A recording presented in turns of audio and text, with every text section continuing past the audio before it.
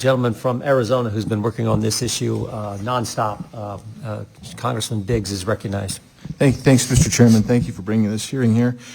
And thank you to our witnesses who've given us amazing testimony. We appreciate you being here. Thank you for the audience for being here, the police presence, and Mayor Murphy, thank you, and the town of Sahuarita.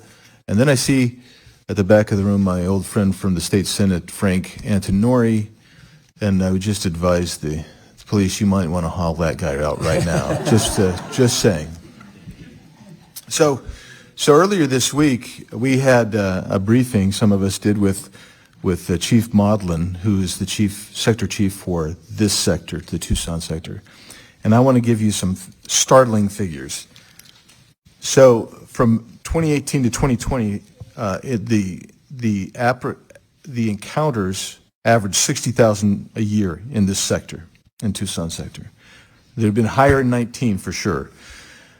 In 2021, that number was 190,000 encounters in 2021. In 2022, it was 250,000 encounters. In 2023, it was 373 encounters, and year to date, it exceeds 350,000, and they anticipate that they will exceed 700,000 encounters in the Tucson sector by the end of the fiscal year, which is September 30th. And I'm not counting or including gotaways, both known and unknown. And I'm not figuring into the fact that CBP has now changed how you count known and unknown gotaways, which actually will impact how you count them. So I want to reiterate, Chief, you told us at the time, and you've now testified twice, but I got to get this. Yuma sector, you were the chief, 2020. What was the total annual count? It was just over 8,800 arrests in 2020. Right. Then it went up to 114,000 to end the fiscal year 21. And when we look at it, they're averaging somewhere north of 350 a day in Yuma still. That's what I've been told. That's the report. What does that do to a community? So let's just take Yuma for 1 second to go from 8,800 encounters. We know, and I've been there, I saw it when it was just overcrowded and booming. What happens to a community like Yuma, who has one hospital, and you have all those people coming in, and you're having to release them because you have no place to put them, and neither does any place else on the southwest border? Yeah, thank you for that question. I think it's very important for people to realize that even if one geographic location is getting hit very hard like Yuma did, others are suffering as well. We take care of each other along the way. In a place like Yuma, majority of the year, there's only about 100,000 residents. There's a lot of winter visitors that come down there and add to the community. But when you arrest over 100,000 people, that matches and exceeds the community, it becomes a problem. There's only one food bank. There was only one large non-government organization that was capable of handling that. And there's only one hospital. And so it took an entire community to rally around the Border Patrol. And thank goodness they did, because we were already overwhelmed, sitting on average of 5,000 to 6,000 people a day that we would have to release. The NGO would take them and help us so we weren't releasing them to the street, because there's no bus station. There's one airport that people can fly to Phoenix out of, but it was very difficult. So thank goodness the NGO stepped up, but so did the entire community. The hospital, my understanding is there's still $20 to $30 million in unpaid bills from migrants that were showing up directly because we could not get out there and respond quick enough. There were times that the ER was filled with illegal aliens. The maternity ward was filled with illegal aliens. So really impacted the community. You had farmers that had to plow under fields because they'd been contaminated. Now, Mr. Chilton, at the edge of your ranch, where the fencing ends, not too far away, just a couple miles, is a I don't know how to describe it. An encampment that's being run is highly. I've been there. It's unsanitary. It's unsanitary.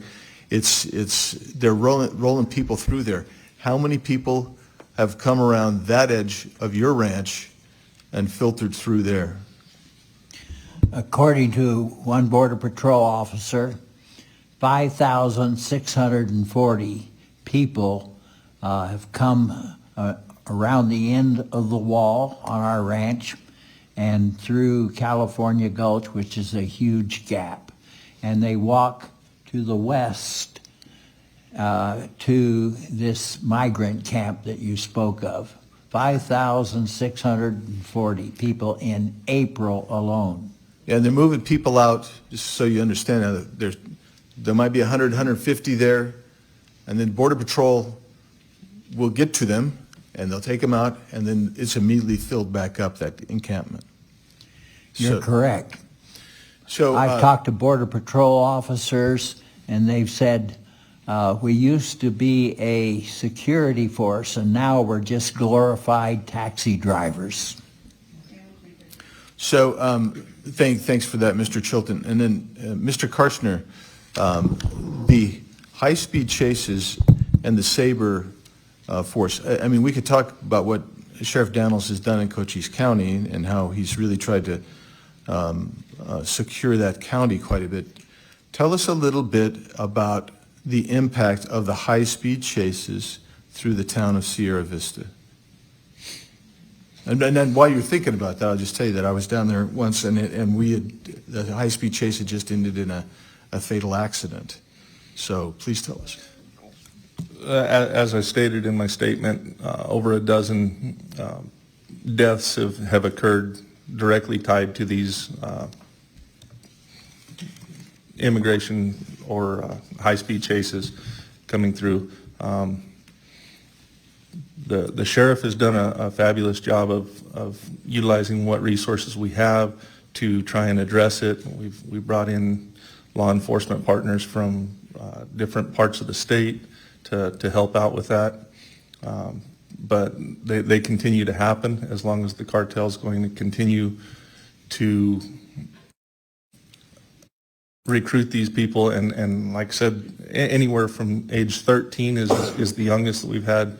Took mom's car from Phoenix and drove down to Cochise County to pick up however many unknowns to Kids who don't know how to drive. Correct. And they're told to not stop. And just go fast and keep going. One particular 17-year-old driver told us that yeah, he was just playing a real life game of Grand Theft Auto. He was playing a video game with people's lives. Well, and our heart goes, thank you, Mrs. Alexander, for your testimony. And I'll just tell you that when you start talking about recruitment, you're recruiting at high schools. They're recruiting on Snapchat, Instagram, and they're giving you specific loadout places. Go to mile marker X on maybe it's the I-8 corridor or wherever else it may be, and there's where you're going to meet somebody, and you're going to transport them, and you're going to make $1,000 per head or something like that. And to a young person, it's going to be incredibly enticing to get involved in that. So my time is way expired. Thank you, Mr. Chairman. Thank you for all being here today.